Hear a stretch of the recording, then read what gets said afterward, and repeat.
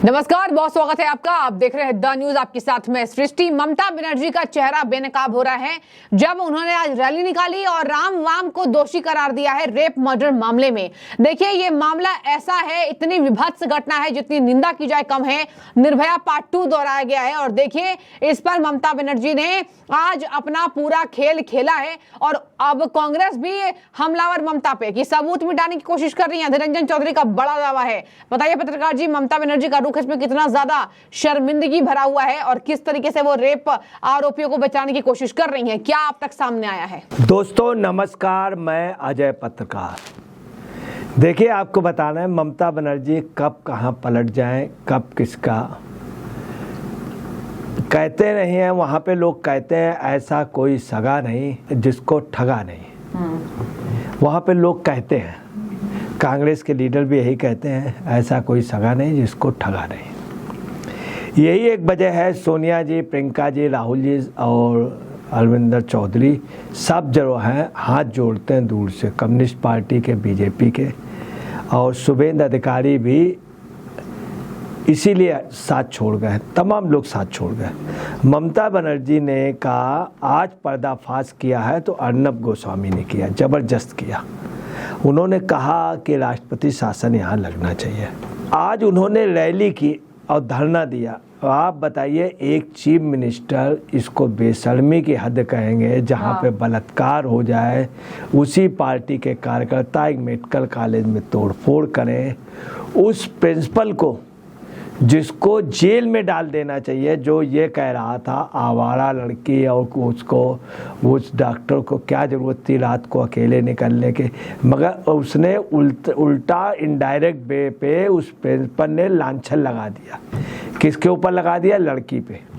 और ये भी कहा था उसने कोई बलात्कार वगैरह नहीं। पुलिस भी कहती रही, ममता बनर्जी भी कहती रही, उस डॉक्टर महिला के साथ बलात्कार नहीं किया, मरने के बाद भी सामूहिक बलात्कार किया।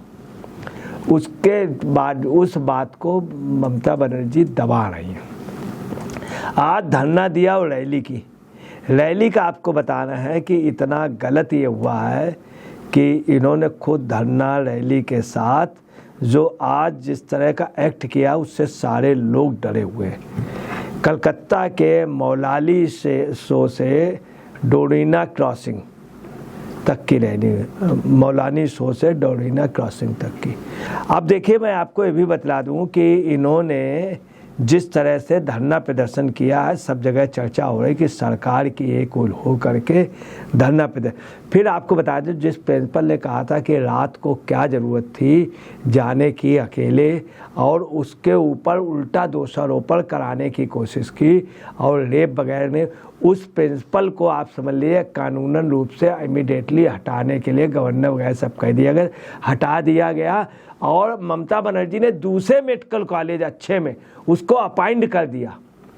तब हाई कोर्ट ने आदेश किया कि इसको तुरंत ही, अगर दूसरी जगह कर दिया, ये तुरंत सस्पेंड किया जाए और ये तब तक नहीं इसको चार्ज मिले या बहाली इसकी नहीं हो जब तक हाई कोर्ट ना कहे। आप समझ लीजिए, इसका मतलब ममता बनर्जी के बहुत तगड़ा एक करारा थप्पड़ था। अब बहुत करारा इनके ऊपर आप समझ लीजिए कोर्ट की ओर से एक सबक था। ममता बनर्जी तब भी नहीं सहमी। उस प्रिंसिपल ने इतनी हरकत की है कि सारी जांच उसने, सारे एविडेंस छिपवाए, लगातार ये कराता रहा। दूसरी आपको बताना है, सबसे ज़्यादा इन्वॉल्व इसमें वो प्रिंसिपल है जिसको संरक्षण दे रहे हैं। दूसरी, संजय नाम का एक आदमी पकड़ा गया था जो ममता का कार्यकर्ता है, टीएमसी का, और वो मोटरसाइकिल में उसके पुलिस लिखा है था, पुलिस की मोटरसाइकिलों से घूमता उसकी मोटरसाइकिल। तीसरी, ममता के लोग वहाँ पे गए, 35-40 तोड़फोड़ किया, वहाँ की नर्सों ने बताया, बाद में उन नर्सों को टीएमसी के नेताओं ने हड़काया, पुलिस ने हड़काया। उसके बाद पुलिस का सुनिए, पुलिस ने क्या किया है, उस दिन गोली चलाई है, आरसू गैस के गोली चलाई, लाठीचार्ज किया, जो महिलाएं आई थी उन पे चलाया और डॉक्टर पे, वो जो थे टीएमसी के कार्यकर्ता उनके ऊपर नहीं चलाई।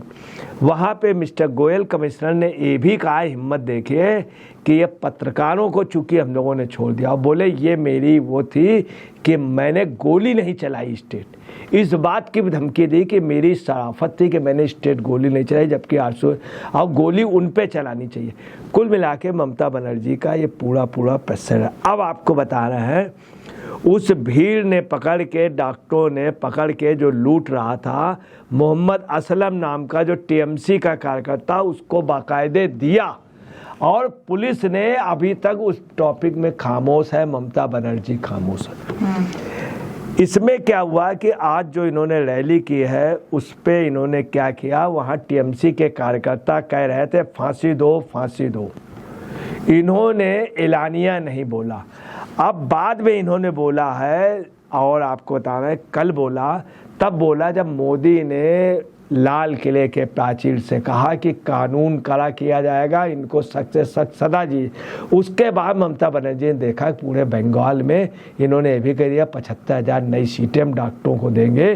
तब ममता बनर्जी को लगा कि ज़मीन खसक गई, क्योंकि परसों पूरी रात प्रदर्शन हुए, कल प्रदर्शन।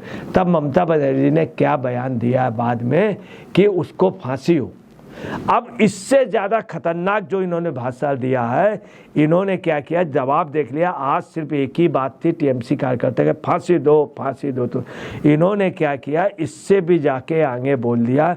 इन्होंने कहा कि उसको फांसी में लटका दे और जांच चलती रहे। ठीक है, मतलब पहले फांसी में लटका दीजिए, फांसी में लटका रहे, जांच चले। ये आपको बता रहे हैं इस चीज़ को कहते हैं बहुत क्रूर।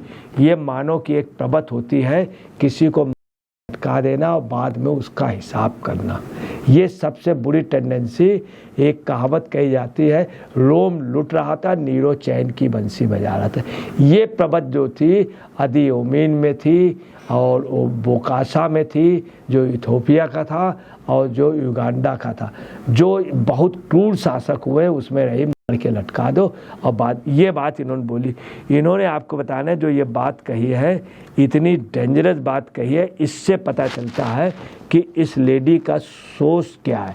बिल्कुल जेकिल एंड हाइड की जो कहानी मशहूर है उससे इस एक आपको बता रहा है, एक ये होता है कि कौन आदमी कितना बड़ा क्रूर है। हाँ। क्या ये मानव की हत्या या लिंचिंग करा सकता है, उसका सबसे बड़ा प्रूफ माना जाता है जो जेकिल एंड हाइड के सिद्धांतों। ये बात उन्होंने कह दी।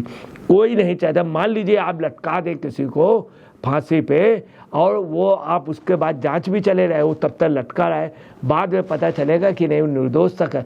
ये ममता बनर्जी इस आड़ पे निर्दोष लोगों को कर देंगी। असली को इन्होंने बचा लिया, संजय को बचाया और मोहम्मद असलम को बताया। ठीक है, दूसरी आपको बताना है कि राज्यपाल ने कहा है कॉन्स्टिट्यूशन ऑफ इंडिया के आर्टिकल 167 के तहत हमें ये जानकारी मांगी दीजिए। उन्होंने इनको लेटर भी लिखा और जानकारी मांगी।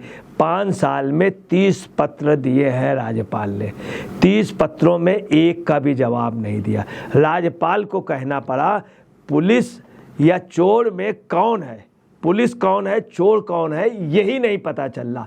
ये बात बंगाल में सभी लोग कह रहे हैं। ममता बनर्जी ने और क्या कहा, कम्युनिस्ट पार्टी के लोग अपने झंडे लेके, बीजेपी के लोग अपने झंडे लेकर और तिरंगा झंडा लेकर के पूरे उन्होंने बंगाल में हिंसा फैलाई, जबकि ऐसा बिल्कुल नहीं। बीजेपी के दिन नेता उस दिन देखे नहीं गए, टीएम और ख़ास तौर से कम्युनिस्ट के नहीं देखे गए। वहाँ से महिलाएं आई थी, पूरे देश में प्रदर्शन हुआ। तो देखिए पूरे ड्रामे में आप एक चीज तो देख रहे होंगे दर्शकों की, ममता बनर्जी का नाम उछाला जा रहा है और उछाला भी क्यों ना जाए, आरोपियों को बचाने की सख्त कोशिश हो रही है। वापस से तैनात कर दिए जाते प्रिंसिपल 24 घंटे के भीतर। अदालत नाराज हुई, अदालत ने कहा कि आपने कैसे प्रिंसिपल को वापस नियुक्ति दे दी, और जब अस्पताल में तोड़फोड़ किया गया 7,000 लोगों के द्वारा, तो राज्य सरकार की पुलिस कहां थी? पुलिस पर तो कोई विश्वास जनता को नहीं है। ये तमाचे हैं हाईकोर्ट के। आपकी क्या राय, आप जरूर कमेंट के जरिए हमें बताइएगा। शुक्रिया।